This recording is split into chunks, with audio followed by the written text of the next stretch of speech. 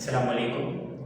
I am Wasim Yas and I am a student of chemistry subject. तो आज हम ये स्टूडेंट्स स्टडी करेंगे ऑर्गेनिक केमिस्ट्री के बारे में। फर्स्ट ऑफ ऑल हमें ये पता होना चाहिए केमिस्ट्री अक्सर स्टूडेंट्स काफ़ी यही डिमांड करते हैं कि ऑर्गेनिक केमिस्ट्री जो होती है ये बहुत मुश्किल होती है, इसके अंदर मैकेनिज्म ज़्यादा होते हैं, ज़्यादा रिएक्शंस वगैरह होते हैं। तो हम इंशाल्लाह इनको बहुत आसान वे में हम आप तक डिलीवर करेंगे और आप अच्छे तरीके से अपनी कॉपी पेन लेकर और जितने भी लेक्चर आप सुने तो इनको आप नोट डाउन करते जाइएगा और इनको याद करते जाइएगा। इंशाल्लाह आपकी ये जो मुश्किलात आती है सब्जेक्ट के अंदर ये दूर हो जाएगी। तो फर्स्ट ऑफ ऑल हम यहाँ पर डिस्कस करते हैं ऑर्गेनिक केमिस्ट्री का introduction. Second year synth text book, Punjab text book and federal book को हम फॉलो करके इंशाल्लाह इन तीनों टेक्स्ट को हम फॉलो करके अकॉर्डिंग टू पाकिस्तान करिकुलम के हम इंशाल्लाह कोशिश करके आपको ये ऑर्गेनिक केमिस्ट्री सेकंड ईयर जो है आपको इंशाल्लाह क्लियर करवाएंगे। तो फर्स्ट ऑफ ऑल हमारे पास ये पता होना चाहिए कि ऑर्गेनिक केमिस्ट्री वर्ड आया कहाँ से। देखो भाई बेटा, ऑर्गेनिक केमिस्ट्री जो वर्ड है ना, ये ऑर्गेनिक वर्ड का मकसद क्या होता है? ऑर्गेनिक वर्ड का मकसद होता है लिविंग ऑर्गेनिजम्स।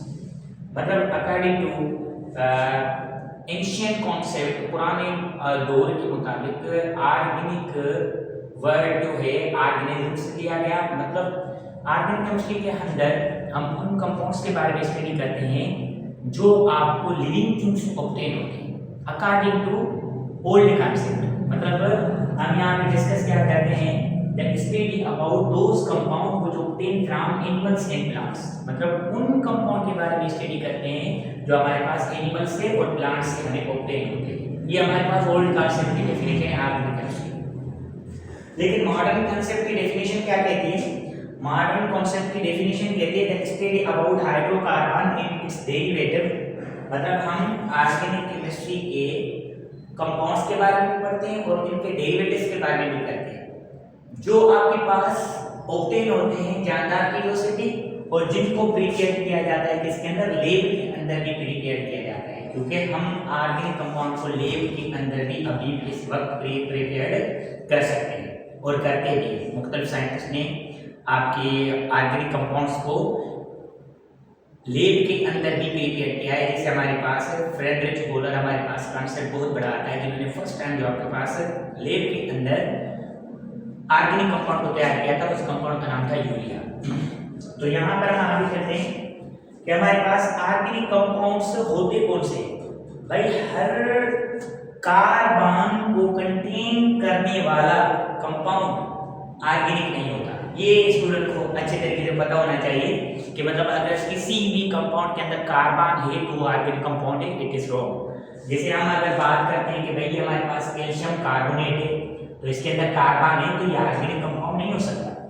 जिस तरह से भाई हमारे पास क्या होता है H2O2, हर कंपाउंड के अंदर अगर हाइड्रोजन हो तो वो हमारे पास ऑर्गेनिक कंपाउंड नहीं हो सकता। जैसे हमारे पास हाइड्रोजन पेरोक्साइड है, इस तरह से अगर आप बेटा देखोगे तो यहाँ पर हमारे पास हाइड्रोजन तो है लेकिन यहाँ पर आपके पास इसके साथ कंबाइन कौन है? आपके पास ऑक्सीजन कंबाइन है। तो हर कंपाउंड जिनके अंदर ऑक्सीजन हो या कार्बन हो वो ऑर्गेनिक कंपाउंड हमारे पास नहीं किया जाता। तो जैसे देखें हमारे पास कार्बन डाइऑक्साइड हो गया, वाटर हो गया, कार्बन साइनाइड हो गया, नाइट्रोजन डाइऑक्साइड हो गया, कार्बन मोनोऑक्साइड हो गया, सल्फ्यूरिक एसिड हो गया, नाइट्रिक एसिड हो गया। इस तरह से हमारे पास ये हमारे पास ऑर्गेनिक कंपाउंड्स नहीं कहलाएंगे। मतलब हर कंपाउंड ऑक्सीजन और कार्बन को कंटेन करने वाला कंपाउंड ऑर्गेनिक नहीं होता। मतलब ऑर्गेनिक कंपाउंड वही होता है जिनके अंदर क्या हो? हाइड्रोकार्बन, मतलब हाइड्रोजन और कार्बन मौजूद। जैसे देखें हमारे पास मीथेन है CH4। ये मीथेन जो है हमारे पास इसको मार्श गैस भी कहा जाता है और ये हम घर के अंदर भी इस्तेमाल करते हैं। इसके अंदर हमारे पास कौन है? हाइड्रोजन और कार्बन मौजूद है, जिसको नोन एज ऑर्गेनिक कंपाउंड। जिस तरह से हमारे पास इथेन है, जिस तरह से हमारे पास प्रोपेन है, जिस तरह से हमारे पास ब्यूटेन है, जिस तरह से हमारे पास पेंटेन है। अब ये जो मीथेन है, मीथ का मतलब होता है एक कार्बन, ईथ का मतलब होता है दो कार्बन, प्रोप का मतलब होता है तीन कार्बन, ब्यूट का मतलब होता है चार कार्बन और पेंट का मतलब होता है पांच कार्बन। मतलब ऐसे कंपाउंड जिनके अंदर कार्बन और हाइड्रोजन कंटेन हो, ऐसे कंपाउंड्स को आप क्या कहते हैं? ऑर्गेनिक कंपाउंड्स कहते हैं। ऑर्गेनिक कंपाउंड्स का जो पूरा रिलेशन है वो आपके पास है कार्बन के साथ। अगर कार्बन ना होता तो ऑर्गेनिक केमिस्ट्री भी नहीं होती।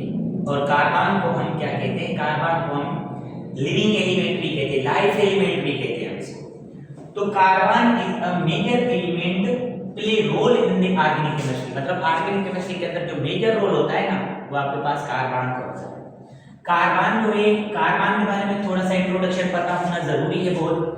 कार्बन एक नॉन मेटल है, इससे बिजली कंडक्ट नहीं कर सकते, और इसका जो एटॉमिक नंबर है Z मीन Z मतलब एटॉमिक नंबर, इसका जो एटॉमिक नंबर है वो है आपके पास 6। एटॉमिक नंबर इसका क्या है, 6 है, एटॉमिक नंबर 6 है।